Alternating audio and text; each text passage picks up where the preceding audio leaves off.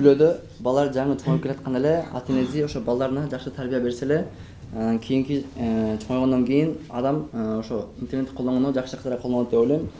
Анткени азыркы учурда көп эле үйлөрдө, көп эле адам баласынын үй-бүлөсүндө бүттүк адамда, ар бир адамда телефон бар. Мисалы үй-бүлөдө 6 адам болсо же 5 адам болсо, ар бир адамдын колунда телефон бар да.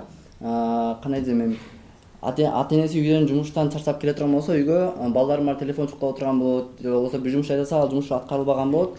Ата энеси ал балдарына ачууланат, же болбосо кээ бир үйлөрдө ачууланбайт эле, анткени өздөрүнүн колдорунда телефон бар да.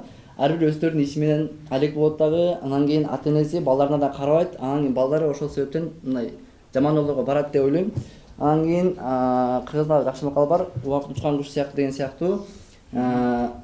Кандай десем, адам баласы интернетке көп олтурат, анан кийин пайдасыз нерселерди көп көрөт, анан кийин убакыт өткөндөн кийин чоңойгондон кийин адамдын мээсине мындай кандай десем, кийинчерээк убакыт көп өткөндөн кийин, жаш көбүрөөк өткөндөн кийин ошол адамдын эсине келет, ошол адам өзү эсине келет.